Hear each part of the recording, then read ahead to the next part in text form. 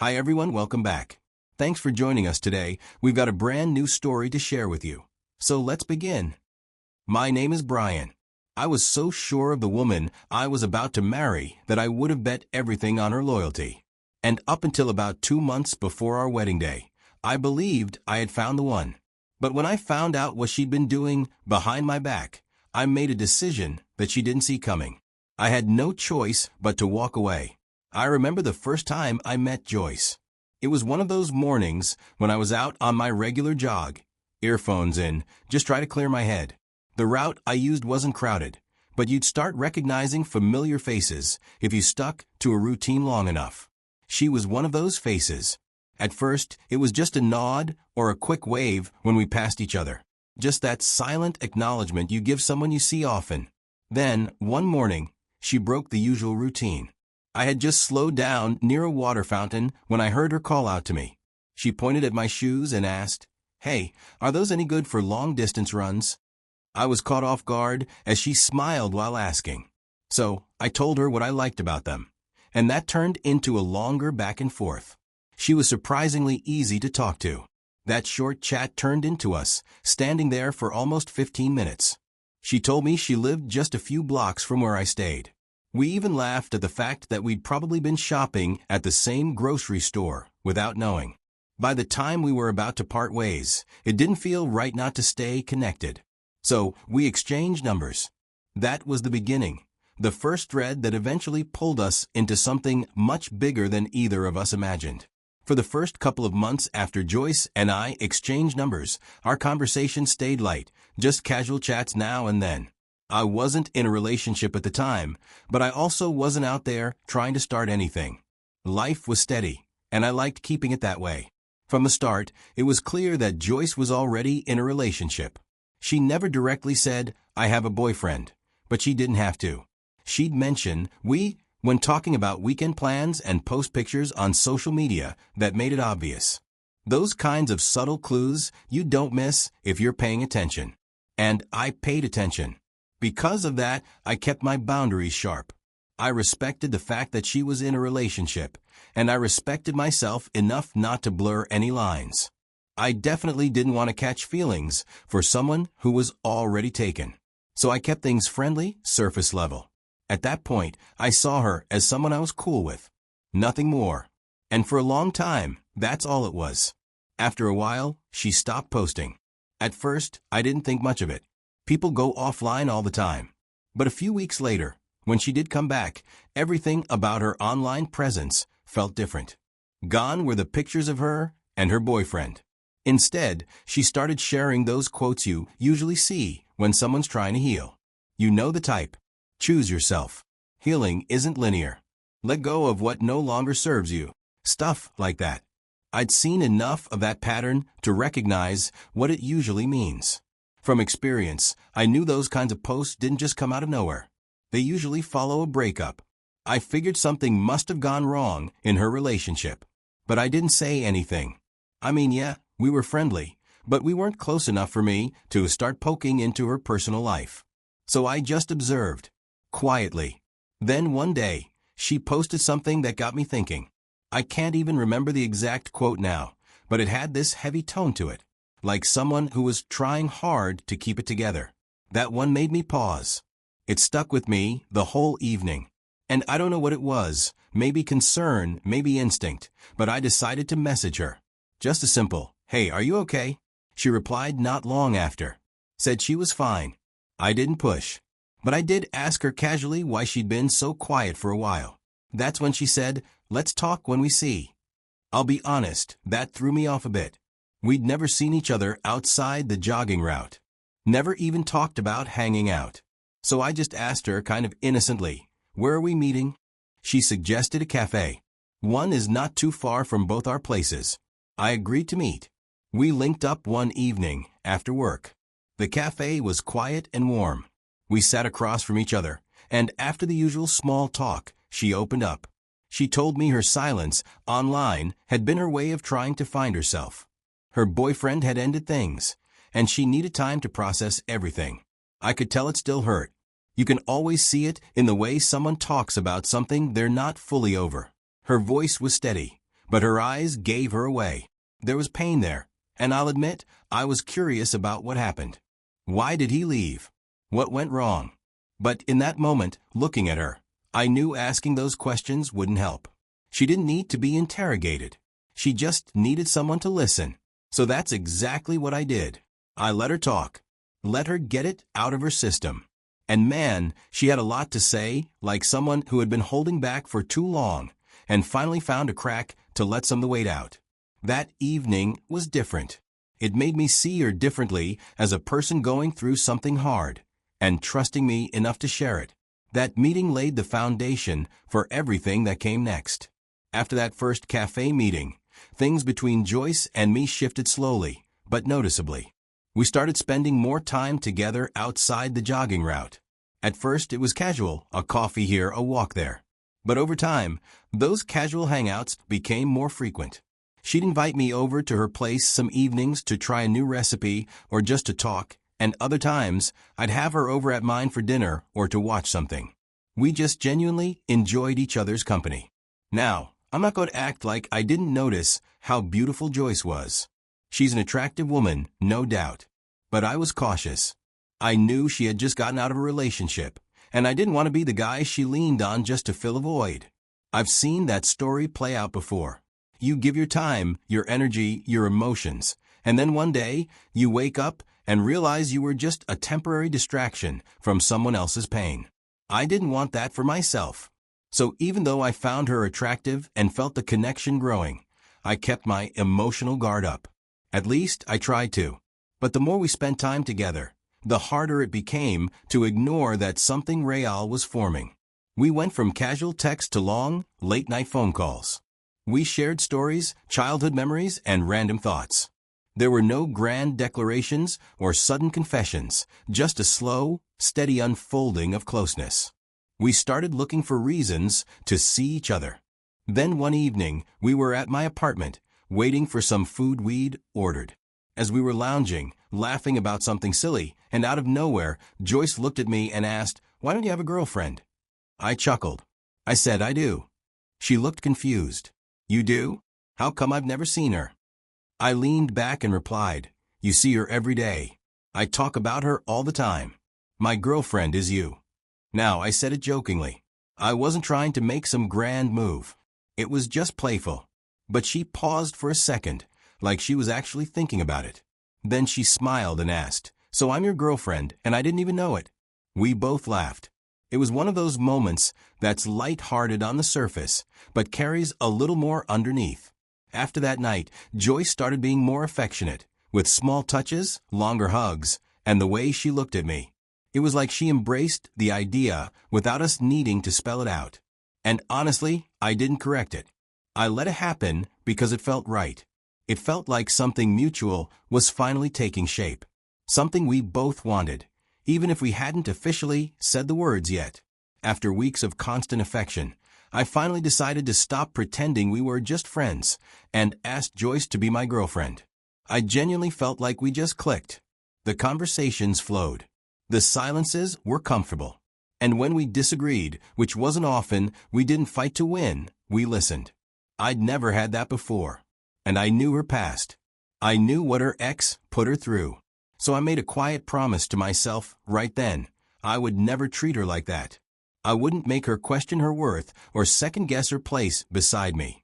I just wanted to love her in a way that made her feel safe, seen, and steady.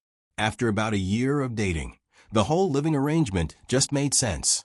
She was already spending most of her time at my place. We had routines. So we started talking about moving in properly, finding a space we could both call ours. Eventually, we found a bigger house in a quieter area. I covered the rent, and Joyce handled some of the bills. That's all I ever wanted. Living together made us even closer. At that point, I wasn't just in love. I was building a future with her in mind.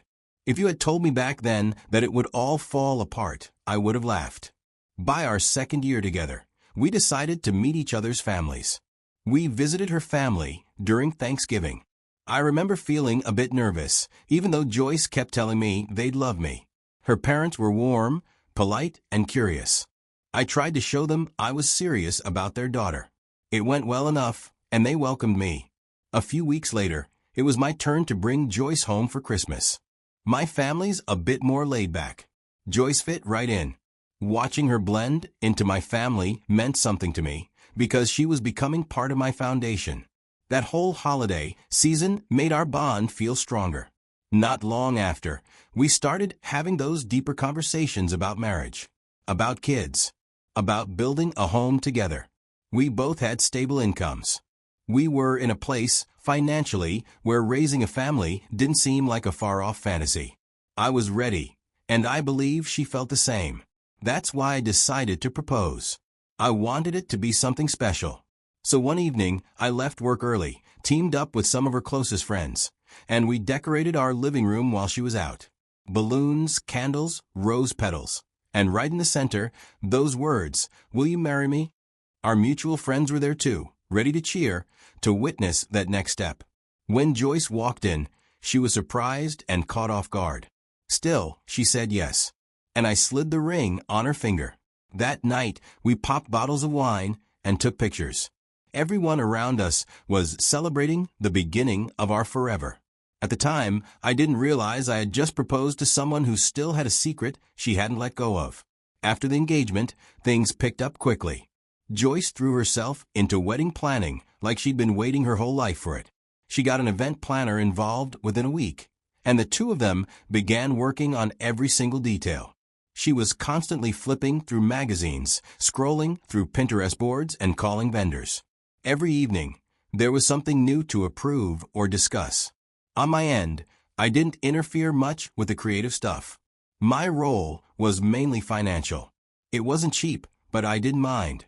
This was the woman I planned to spend the rest of my life with. If she was putting in the time and effort, the least I could do was show up with the money and the support. From the outside, we looked like a team. One quiet evening, Joyce had just stepped out to walk a friend to her car. But while she was gone, her phone, left on the couch, began to ring. I'd never gone through her phone, never had a reason to. When I picked the call and said hello, the call ended. I was surprised and wanted to know who had that number, but her phone was locked, of course. But I had seen her type in the code so many times. I tried it, expecting nothing. But the screen unlocked. I went straight to the call log. The number wasn't saved. That made me pause. I tapped into the messages. That's when my stomach dropped. Some of the texts were missing. She had deleted her side of the conversation. But what was left behind said enough. From the conversation, it was clearly a man, and he was replying to something she had sent. He said he understood that she couldn't see him anymore now that she was engaged and preparing for her wedding. He sounded disappointed, but not surprised. As I scrolled further, I saw more.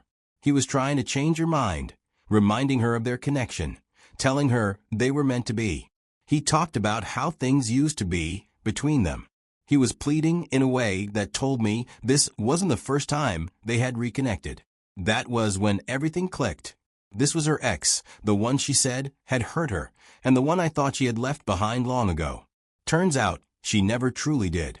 The more I read, the clearer the picture became. They had been meeting up before I even proposed. And the way he mentioned our place, it sounded like they had a regular spot. I don't know. What I do know is this. She had been seeing him behind my back, and she had looked me in the eye every single day like nothing was wrong. I quickly took screenshots of everything I could before I heard the sound of her footsteps at the front door. I locked the phone, set it right back where I found it, and walked out. I didn't know where I was going, but I sat in my car for what felt like hours, trying to make sense of everything. This wasn't just some random guy. This was someone she said had broken her heart. And now, she was sneaking around with him behind my back while we were planning a future together. While we were choosing wedding colors and sending out invites. For the next few days, I went through hell quietly. On the outside, I still showed up to work. Still made small talk when necessary. But inside, I was crumbling. I couldn't bring myself to confront her right away. It wasn't fear, it was confusion and disbelief. I couldn't understand how someone I loved so deeply, who claimed to love me just as much, could betray me in such a calculated way. This wasn't a mistake, it was deliberate. After sitting with the truth for a week, I realized I couldn't carry the weight of what I knew anymore. The silence was eating me up from the inside. I was still sleeping under the same roof with a woman who had betrayed me. The more I thought about it, the clearer it became. There was no future in this. Not for us. Not for me. So, I made a decision. I didn't want drama or to drag it out into a long, bitter argument. That morning, before I left for work, I sat down and wrote her a letter. I laid everything out in that letter. I told her I knew about the other man. I told her how I found out. I told her that the wedding was off, that I couldn't go through with marrying someone who had been lying to me with a straight face. But I also gave her a chance to leave quietly. I instructed her to take everything that belonged to her and leave the house before I returned later that evening. I told her clearly that if she didn't, I'd start making calls. I would tell her family, her friends, everyone who needed to know exactly what she had done. I placed the letter where I knew she'd find it, right on the kitchen counter, next to her favorite mug. Then I walked out. A couple of hours later, while I was still at work, my phone started blowing up. It was her. Joyce had found the letter. She was calling nonstop, sending messages one after another, saying she needed to explain that I had it all wrong, that it wasn't what it looked like. But I didn't respond. I had already said what I needed to say. There was nothing left to clarify. I didn't go home that night. I needed space, not just from her, but from the whole situation. I booked a hotel and turned my phone on silent. I knew if I walked through that front door, she'd be sitting there waiting, trying to cry her way out of what she did. And I wasn't interested in hearing rehearsed apologies from someone who only seemed sorry after getting caught. The next day, when I finally did come home, I saw that she hadn't left like I'd asked. Her things were still there. She was still there. She said she wanted to talk, that I owed her a chance to explain herself. But I didn't owe her anything anymore. I told her plainly that she needed to leave, not later, not after another conversation, but now. She didn't argue much after that. She packed up and went back to her parents' house. And just like that, it was over. She had her chance to leave quietly, but she clung to the idea that she could somehow talk her way out of what she did. But for me, that door had closed the moment I wrote that letter, and I meant every single word in it. After everything happened, people started reaching out. Mutual friends. A few of her family members. Even some people I barely talked to before suddenly wanted to play peacemaker. Everyone had something to say, some telling me to hear her out, others asking me to forgive her, saying things like, she made a mistake, or maybe it didn't mean anything. But here's the thing, this was something she deliberately did, and did well enough that I wasn't even supposed to find out. The only reason I knew it all was pure luck. If that call hadn't come in at the wrong time, if I hadn't glanced at her phone when I did, I would have gone through with marrying someone who was still emotionally tied to another man behind my back. That realization hit harder than the betrayal itself. It meant everything I thought we had was built on a lie I didn't even know existed. And that's what made it impossible for me to go back, no matter how many people tried to talk me into understanding or talking things through. Because once someone shows you who they really are, it's not your job to repaint the picture. It's your job to protect yourself. The pain? It's still there. I'd be lying if I said I'm completely over it. I was in love. I was invested. I pictured a life with her, and walking away from that kind of attachment doesn't come with a clean emotional cut. But I am doing my best. Thank you for watching.